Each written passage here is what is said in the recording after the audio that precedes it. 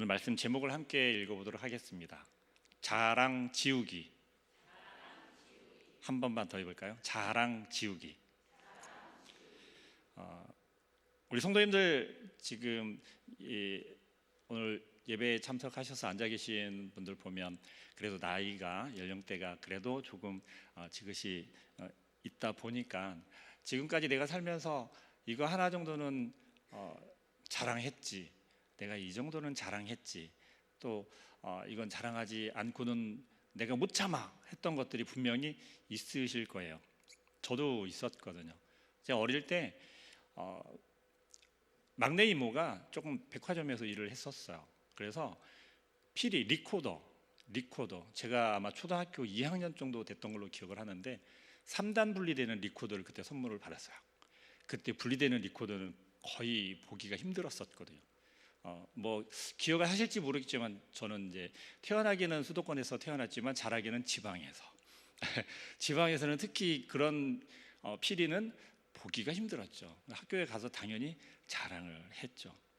또 조금 이렇게 커서는 이렇게 관절이 움직이는 로봇을 제가 선물로 받았을 때 얼마나 기뻤던지 그것을 막 이렇게 손에 들고 자랑을 했었던 기억이 떠오릅니다. 이제 성인이 되어져서는 그 자랑의 범위가 조금 커지더라고요. 뭐 이렇게 필이나 뭐 로봇 그런 건 이제 좀 시시해지잖아요. 어떤 거가 자랑의 대상이 되었을까요?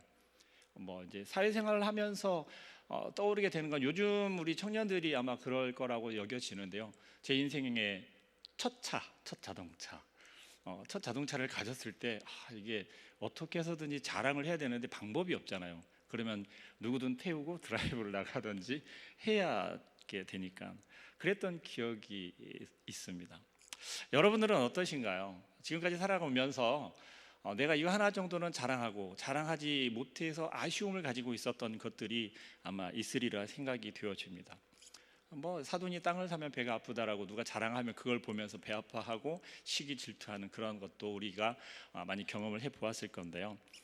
이런 거를 조금 안 좋은 표현으로 혹은 좀 뭐 그래 뭐 그렇게까지 하냐라는 표현으로 하는 게 자랑질한다라고 우리가 표현하기도 하지 않습니까? 그런데 우리가 신앙인들에게 있어서 어떻습니까? 이 세상의 것들로만 자랑하는 그것이 아니라 신앙인들 안에 신앙 안에서 그리스도 안에서도 이러한 자랑이 있더라는 거죠. 근데 그 자랑이 어떻습니까? 자랑할 만한 것을 내가 경험하고 가지었다라고 해서 그것을 자랑하는가 하면 또 어떤 사람들은 저거는 자랑할 만도 할 텐데 어떻게 저걸 말 안 하고 그냥 있는 듯 없는 듯 저러나 싶은 사람도 있더라고요. 우리가 신앙생활 하면서는 특히나 더 그렇지 않습니까? 첫사랑을 경험을 했을 때의 그 감격은 사실 자랑을 한다고 누가 뭐라 하거나 쟤 조금 꼴불견이다 라고 말하지는 않죠. 그러나 어느 정도 이제 신앙의 연륜이 조금씩 쌓여져 가고 신앙이 다져져서 믿음이 이제 점점점 단단해지고 열매를 맺어지는 그러한 과정 가운데 있음에도 불구하고 우리는 그 자랑을 끊지 못하는 경우가 많더라는 거죠. 이게 자랑한다라고 하는 것이 무조건 나쁘다라는 걸 말씀드리려는 것은 아닙니다. 그 사람이 가지고 있는 어떤 기질이라든지 성향이라든지 그런 게 따라서도 그 자랑의 정도가 크거나 혹은 작을 수 있기 때문에 그렇죠. 신앙의 성숙이 어느 정도 되었느냐에 따라서도 마찬가지로 신앙 안에서의 우리가 그리스도인의 모습으로서의 자랑하는 정우가 크거나 작을 수 있다는 거죠. 정말 자랑할 만한 걸 자랑하면 별로 이렇게 인상이 찌푸려지지는 않지만 저런 것까지 자랑을 하나 저런 것까지 내색을 하나라고 하는 것을 보면 우리 어떻습니까? 괜히 마음 가운데 정말 못 봐주겠네 꼴불견이네 하면서 우리 마음 가운데 불편한 마음들이 막 샘솟아 나오잖아요. 그렇다면 우리 사람에게 있어서 인간에게 있어서 이 자랑이라고 하는 그 문제가 정말 끊을 수 없는 것일까? 뭐 약간 곁길일 수도 있겠지만 인간이 중독에 빠지게 되면 그 중독에서 헤어나올 길이 정말 어렵다라고 하지 않습니까? 그런데 이 자랑이라고 하는 것도 그런가 싶습니다. 중독이지 않을까 싶어요. 그런 사람들이 있거든요. 뭐 하나 취하게 되면, 경험하게 되면 그걸 절대로 내 입 밖에 끄집어 내야 식성이 풀리는 그런 사람들이 있다는 것이죠. 그런데 제가 오늘 본문과 함께 읽은 본문을 통해서 사도 바울이 이 자랑에 대한 문제를 이야기를 하고 있는 걸 조금 유념해 보려고 합니다. 하나님께서 우리 죄인을 구원하시기 위한 방법으로 우리에게 제시하시고 또 시행하신 것이 그 이신칭의라는 것이죠. 몇 차례에 걸쳐서 말씀을 드렸기 때문에 아마 이해는 하고 계실 거라 여겨집니다. 근데 이 이신칭의의 방식 자체가 어떻습니까? 독특하잖아요. 우리가 원하거나 우리의 노력으로 되어지는 것이 아니라 그냥 믿기만 하면, 무엇을요? 하나님이 우리를 위해서 보내주신 예수 그리스도를 믿기만 하면 그 예수 그리스도의 의를 통해서 우리를 의롭다라고 여겨주시겠다라는 하나님의 방식이에요. 그 방식으로 우리는 무엇을 얻었습니까? 구원을 받고 영원한 생명을 보장받았다라는 것이죠. 그런데 이 사도 바울이 이야기를 하는 것은 그 방법 가운데 그것을 온전하게 이루지 못하는 것이 있는데 우리의 마음 가운데 있는 이 자랑하려는 마음이다라고 사도 바울은 지적하고 있는 것이에요. 자랑하는 것으로부터 우리가 헤어나려면 좀 전에 말씀드린 것처럼 자랑이라고 하는 이 중독에서부터 우리가 자유로워지려면 어떻게 해야 할까요? 전혀 우리는 우리 스스로의 힘으로는, 능력으로는 자유할 수 없을까요? 그 중독의 자랑에 대해서 헤어나올 수 없는 것일까요? 성경에서 이야기하는 바에 따르면 우리 스스로는 그 자랑에서조차 헤어나올 수 없다라는 걸 이야기하고 있어요. 우리에게 허락되어진 우리의 노력이나 우리의 어떤 열심을 통해서 얻은 것이 아니라 우리에게 허락하여 주신 은혜로 허락하신 이 믿음이다라고 하는 것, 우리에게 허락하신 그 복음이라고 하는 것, 그 가운데에서 우리는 자랑의 문제를 해결할 수 있는데 이 자랑의 근본적인 의미를 우리가 생각할 때 가능하다라는 걸 나누어 보려 합니다. 참된 신자의 특징, 참된 신자의 특징이라고 하면 무엇이 있을까요? 여러 가지가 있겠죠. 예배를 잘 드리고 말씀에 순종하고 그 말씀에 따라 살려고 노력하고 경건 생활을 하고 등등등 여러 가지가 있을 거예요. 그런데 그 가운데 우리가 자꾸만 빠져들어가는 것이 있어요. 그것이 무엇이냐면 율법이라는 거예요. 율법. 하나님의 이 말씀을 계속해서 우리가 묵상하고 읽으면 읽을수록 하나님 말씀에 순종해야 한다라고 하는 생각을 하면 할수록 어떤 생각을 하게 되냐면 저 말씀을 반드시 지켜야 되고 그 말씀에 틀림이 없이 행동해야 해라고 하는 강박에 쌓이게도 된다는 것이죠. 그러면서 점점점 우리의 마음 가운데는 어떤 마음이 생길까요? 내가 무언가를 잘 지켰을 때 그것을 드러내야만 한다는 것이죠. 예배 시간을 잘 지켰으면 나는 예배를 잘 지켰어, 예배 시간을 잘 지켰어라고 하는 것이 누군가에게 인정받아야 되는 거죠. 확인받아야 된다는 거예요. 우리가 경건 생활을 잘한 것을 누군가가 알아주어야 하는 거예요. 우리가 골방에 들어가서 내 스스로 경건을 지켰어요. 하나님과의 침묵을 잘 지켰어요. 그런데 그것을 내가 말하지 않으면 누군가가 알 수 없다라는 거죠. 그것을 인지하게 되면서 어떻게 돼요? 말하기 시작하는 거죠. 이것이 말만 하면 되는데 점점점 강도가 세워지면서 어떻게 된다? 자랑처럼 되어 가더라는 거예요. 이런 거죠. 우리 김 집사와 이 집사가 이야기하다가 그런 거죠. 나는 어저께 정말 피곤한데도 불구하고 내가 딱 그 시간, 내가 10시를 약속했는데 그 시간에 들어가서 내가 30분 동안 말씀 읽고 30분 동안 기도했어. 이렇게 하니까 은혜가 충만한 것 같다. 제가 말씀드린 거에 별 문제가 없는 것처럼 느껴지시죠? 충분히 자랑할 만한 자리에 서 계시지 않을까? 한 번, 두 번 반복되면서 이제는 그것을 내 입 밖으로 꺼내지 않으면 참을 수가 없게 되는 거죠. 불안해서요. 인정받는 것보다 불안해서. 내가 온전히 말씀에 순종하지 못했다라고 하는 그러한 불안감에 빠지려는 것을 스스로 자각하게 된다는 거죠. 점점 그러면서 어때요? 율법적인 모습으로 우리가 변해가게 되어지는 걸 발견하게 될 거예요. 자랑이라고 하는 것이 결국 이렇게 사소한 것처럼 여겨지지만 우리의 신앙생활 속에서 그 무엇보다도 우리의 마음을 아주 피폐하게 만드는 요소가 되어지더라는 거죠. 사도 바울은 이야기를 합니다. 우리의 본성 가운데 뿌리 내리고 있는 것이 자랑이다 라고 이야기를 해요. 그래서 그 자랑을 제거하지 않으면 그러면 우리가 온전하여질 수 없다라고 우리에게 가르치고 있어요. 온전해진다라고 하는 것은 무엇을 이야기합니까? 하나님과의 관계, 예수 그리스도의 관계를 이야기를 하는 거예요. 우리가 예수 그리스도 안에서 예수 그리스도로 더불어 살아가야 하는 존재임에도 우리의 자랑 때문에 그렇게 살지 못하게 된다라는 것이에요. 그러면서 몇 가지를 이야기를 합니다. 로마서에서는 이렇게 이야기를 합니다. 로마서 3장인데요. 그런즉 자랑할 때가 어디 있느냐? 있을 수가 없느니라. 무슨 법으로나 행위로나 아니라 오직 믿음의 법으로니라. 자랑은 필요 없다는 거죠. 자랑이 아니라는 거죠. 우리의 삶 가운데, 우리 인생 가운데 자랑할 때가 없다라는 거예요.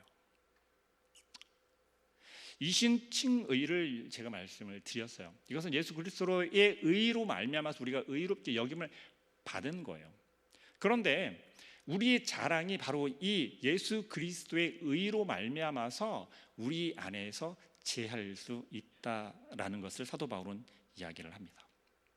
믿음으로 의롭다함을 얻었어요, 우리는. 그런데 믿음으로 의롭다라고 여겼는데 그 의를 우리가 자랑할 때가 좀 전에 제가 말씀드린 로마서 말씀을 읽어드린 것처럼 자랑할 때가 있다라고 말을 합니까? 없다라고 말을 합니까? 없다라는 거예요.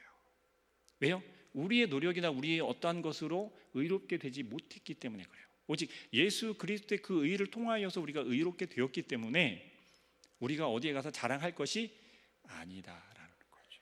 그러면 오직 무엇을 자랑합니까? 예수 그리스도만 자랑하게 되어진다는 거죠. 자랑의 방향이 어떻게 바뀌었어요? 내 안에 있는 것에서부터 세상의 것으로부터 예수 그리스도로 옮겨져 간 것을 우리가 생각해야 합니다. 믿음으로 의롭다함을 얻었고 또 거기로부터 우리가 존재하게 되는 것이요. 우리의 존재 자체는 하나님께서 예수 그리스도에 보내주심으로 인하여서 죄악 가운데 죽을 수밖에 없는 우리의 생명은 끝났음에도 우리에게 새 생명을, 영원한 생명을 다시 허락하신 그 하나님의 사랑 때문에 예수 그리스도의 그 의로 말미암아서 새 생명을 얻게 되어진 것이요. 다시 시작이 되어진 것이요. 그렇다면 우리는 어떻습니까? 우리가 얻은 그 생명을, 영생을 내가 어떻게 해서 얻었다, 내가 열심히 주일에 예배당에 나와서 예배를 지키고 기도를 하며 봉사의 자리를 지키고 주중에 내가 경건생활을 착실하게 했으므로 내가 영생을 얻었다라고 자랑할 것이 아니라 누구를 통해서? 오직 예수 그리스도를 통해서 내가 얻은 그 영생을 자랑하게 되는 거죠. 누구를 자랑하게 되는 거예요? 예수 그리스도를 자랑하게 된다는 거죠. 세상의 것을 자랑하던 우리의 모습이 어떻게 바뀌어 가는 거예요? 하나님만, 예수 그리스도만 자랑하는 삶으로 변해가게 된다는 것입니다.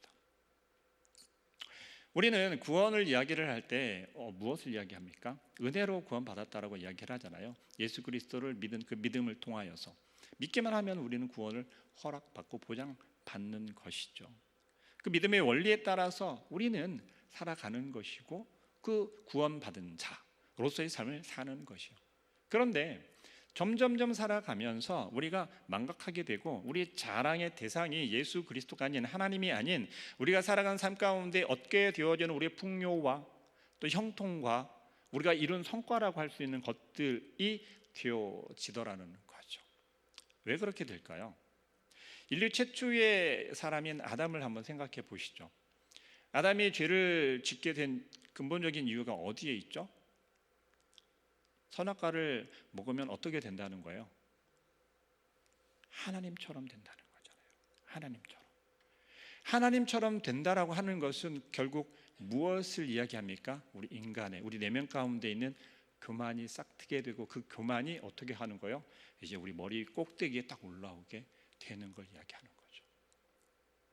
아담의 실패만을 놓고 그 교만을 이야기를 하는 것이 아니라 우리의 삶 가운데 우리가 신앙생활하면서 우리가 살아가면서 이 교만이 우리의 나에게서 내 안에서 얼마나 많이 올라오고 나타나고 있는지를 우리는 생각해 보아야 해요. 우리 왜 그런 말 하지 않습니까? 누군가가 우리가 보기에 죄송합니다. 되게 꼴불견으로 살아가는데 그것을 계속 보다 보면 우리가 뭐라고 이야기를 하죠? 내버려 둬. 지 잘난 맛에 살게 냅둬 라고 하지 않습니까? 그것을 다른 말로 표현하면 교만의 극치에 서 있다라고 말할 수 있을 거예요. 근데 그게 단지 그 사람만의 문제일까요? 아니요. 나의 모습인 거죠. 우리의 모습인 거죠. 왜요? 우리는 똑같이 세상 사람으로 살아가지만 그렇지만 구별된 어떤 사람이에요? 하나님의 자녀이고 하나님의 백성이기 때문에 그래요. 그리스도로 인하여 살아가는 사람이기 때문에 그들과 똑같은 모습으로 살아갈 수 없다는 것이죠. 그렇기 때문에 우리의 마음 가운데 있는 자랑의 그 본질이 되어지는 죄의 본질이기도 한 무엇을 교만을 어떻게 해야 될까요? 제하여 버려야 되는 거죠. 오늘 말씀 제목이 뭐였죠? 자랑 지우기잖아요. 결국 우리 마음 가운데는 내 안에 있는 교만을 지워 버려야 한다라는 거죠. 교만은 바울이 이야기할 때 그렇게 합니다. 오직 하나님의 은혜로 예수 그리스도를 믿음으로써 의롭다함을 얻기 전에 죄인이 공유하는 보편적인 모습이다라고 이야기를 해요. 교만이라고 하는 것이. 자, 한번 곰곰이 생각해 보시죠. 내가 이 교만을 서로가 이렇게 공유한다라고 하잖아요. 공유한다라고 하는 것이 뭐예요? 서로 짙게 세워주는 거죠. 야, 너 저번에 제가 좋아하는 자동차로 이야기할게요. 야, 너 저번에 포르쉐를 샀는데, 야, 너 진짜 멋지더라. 아, 이 정도야 뭐. 야, 넌 이번에 또 그 방패 샀잖아. 뭐 이러는 거죠. 그러다 보면 어떻게 돼요? 내가 이루고 내가 성공했고 내가 이루어내었기 때문에 나의 공로이고 내가 높아지는 것은 내 자랑거리가 되어지는 것은 너무나도 당연한 것이고 자연스러운 것이 되어진다는 것이죠. 그 가운데 하나님의 은혜가 있을까요? 없을까요? 예수 그리스도의 동행함이 나타날까요? 그렇지 않을까요? 우리는 하나님께서 인간을 창조하신 그 목적에 부합한 삶을 살아가야 되는 것이죠. 어떠한 삶이요? 하나님과 교제하는 삶인 거죠. 인류의 최초의 인간인 아담이 창조되어지고 하나님과 교제하면서 얼마나 아름다운 삶을 살았습니까? 기뻐하는 삶을 살았잖아요. 즐거운 삶을, 영화로운 삶을 살았다라는 거죠. 그때는 하나님과의 관계가 어떤 관계였던 거죠? 불편함이 없었어요. 아주 서로가 원만하고 서로가 즐거워하며 즐겨하는 그러한 삶이었다라는 거죠. 그러나 그 가운데 무엇이 들어오니까요? 죄가 들어옴으로 인하여서 그 죄가 들어와서 어떻게 만든 거죠? 교만이 꿈틀대게 만들었고 그 교만이 꿈틀꿈틀하면서 우리를 지배하게 되어지자 어떤 상태가 되었습니까? 내 자랑거리를 끄집어내기 시작하는 거였죠. 아담은 내가 하나님처럼 되어질 수 있다라고 하는 교만한 마음이 그 가운데 일어났어요. 그렇게 됨으로써 두려워하게 되었죠. 누구를 두려워하게 되었어요? 하나님을 두려워하게 되었다라는 거죠. 하나님을 두려워하게 됨으로 인해서 이 아담은 어떻게 해요? 숨잖아요. 그리고 또 무엇을 느끼게 되었습니까? 부끄러움을 알게 되었어요. 내가 벌거벗었음을 봄으로 인하여서 부끄러워진 거죠. 하나님과의 그런 관계 가운데서 부끄러워할 수 있었을까요? 아니요. 이제는 어떻게 되어진 것이요? 내가 자랑할 것이 무너져 버렸고 나의 자랑거리가 이제는 산산조각이 나버리게 되자 어떻게 되는 거죠? 좌절해요. 나는 실패한 인생이다 하면서 좌절하고 그저 바닥에 주저앉아버리게 되는 거죠. 실패한 인생이 되었다라는 거죠. 그러나 우리가 인생을 살아갈 때 하나님의 자녀로서의 살아갈 때의 삶에서 실패할 수 있습니까? 없습니까? 있어요. 좌절할 수 있습니까? 없습니까? 있단 말이죠. 그러나 어떻게 일어날 수 있냐라는 거죠. 놀랍게도 우리의 마음 가운데 있는 이 교만을, 이 자랑을 지워버렸을 땐 다시 일어설 수 있더라는 거예요. 왜요? 하나님과의 관계를 회복할 수 있기 때문에요. 예수 그리스도가 내 안에서 다시금 나를 일으켜 세워줄 수 있기 때문에 그래요. 왜요? 나의 자랑이 무너졌고 나의 교만이 폐하여졌기 때문에 내 안에서는 이제 누구만 자랑합니까? 예수 그리스도만 자랑할 수 있게 되는 거예요. 내가 누구만을 바라보는 거죠? 예수 그리스도만을 붙잡게 되는 거예요. 결국 내 안에 있는 교만이라고 하는 것이 꺾여질 때, 자랑이 꺾여질 때 비로소 우리는 예수 그리스도를 온전히 고백하게 될 수 있다는 거죠. 예수 그리스도를 온전히 고백할 때 우리는 하나님과의 관계가 온전함으로 회복되어질 수 있다는 것입니다. 여러분은 어떤 회개를 하십니까? 진정한 회개. 제가 이제 창대교회 온 지가 1년 하고 아직 1개월이 채 안 지났어요. 여전히 참 오래되지 않았네요. 이제 갓 1년이 된 햇병아리입니다. 그런데 창대교회에 가서 제가 참 감사했던 것들이 있어요. 참 감사했던 것들이 하나님을 예배하고 하나님을 바라보며 우리 마음 가운데 오직 그리스도로 인하여 살아가는 삶을 살아가야 한다라고 그렇게 설교하고 가르쳤고 교육했음에도 불구하고 그러한 사람들과 함께 신앙생활함이 얼마나 기쁨일까라는 걸 사실은 그렇게 온전히 경험하지를 못했었거든요. 근데 이곳에 와서 그걸 경험하게 되는 거예요. 그게 얼마나 은혜인지 모르겠어요. 제가 이곳으로 올 수 있었던 게 물론 우리 담임 목사님께서 저를 픽해 주셨으니까 당연히 했겠지만 이 모든 것이 하나님의 은혜다라고 하는 것을 저는 고백하지 않을 수 없다라는 거죠. 그리스도가 우리 안에서 역사하게 되어지면 나의 실패는, 나의 교만은 시시한 것이 되어지고 휴지 조각에 불과하게 되는 것이죠. 그렇다면 우리는 이제 어떤 삶을 살아야 하겠습니까? 진정한 회개를 통하여서 하나님과의 관계를 회복하시고, 하나님과의 관계를 회복한다라고 하는 것은 다른 것이 아니에요. 인간을 만드신, 창조하신 하나님의 그 목적에 부합한 삶을 사는 거죠. 무엇이죠? 하나님을 영원토록 기뻐하는 삶을 사는 거죠. 하나님으로 영원토록 즐거워하는 삶을 사는 거죠. 하나님을 영화롭게 하는 삶이 바로 그러한 삶인 거예요. 저와 여러분들을 하나님께서는 만드시고 오늘 이 시간에 주의 말씀 가운데 세우신 이유가 바로 그거라는 거예요. 하나님을 기뻐하고 영원토록 즐거워하는, 하나님을 영화롭게 하는 그러한 삶을 살라는 거죠. 그러한 삶을 사는 것이 놀랍게도 하나님과의 친밀한 교제하는 삶을 살아가는 것이다라고 우리에게 가르치고 있습니다.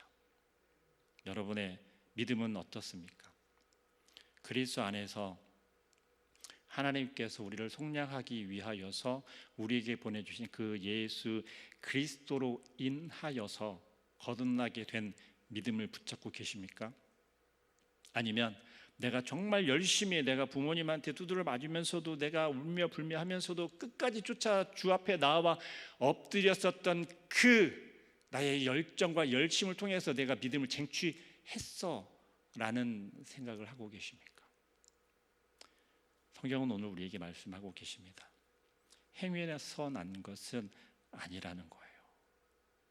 왜냐하면 우리가 그렇게 열심으로 해서 얻었다라고 하면 그것이 무엇이 돼요? 내 자랑이 되기 때문에 그래요.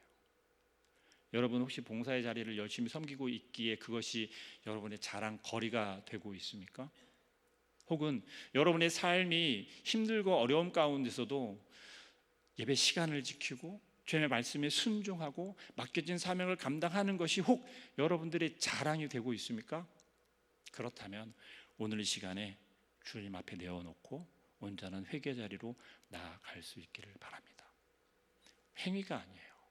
오직 예수 그리스도로 인하여서 내가 그 자리를 지킬 수 있는 것이고 감당할 수 있다라고 하는, 오직 그 예수 그리스도만을 자랑할 수 있는 여러분들의 믿음이 되어질 수 있기를 바라요. 에베소서 2장 8절 말씀, 오늘 본문 말씀인데요. 다시 한번 읽어볼까요? 8절 말씀 시작. 너희는 그 은혜에 의하여 믿음으로 말미암아 구원을 받았으니 이것은 너희에게서 난 것이 아니요 하나님의 선물이라. 아멘. 우리에게 허락한 그 믿음을 꼭 붙잡으시고 오직 예수 그리스도 안에서 예수 그리스도로 인하여서 하나님과 친밀한 교제를 회복함으로 우리 마음 가운데 있는 그 교만을 제하여 버리고 오직 자랑할 것은 나의 것이 아니라 오직 예수 그리스도만을 자랑하는 저와 모든 성도님들의 삶이 되어줄 수 있기를 주님의 이름으로 축복합니다. 기도하겠습니다.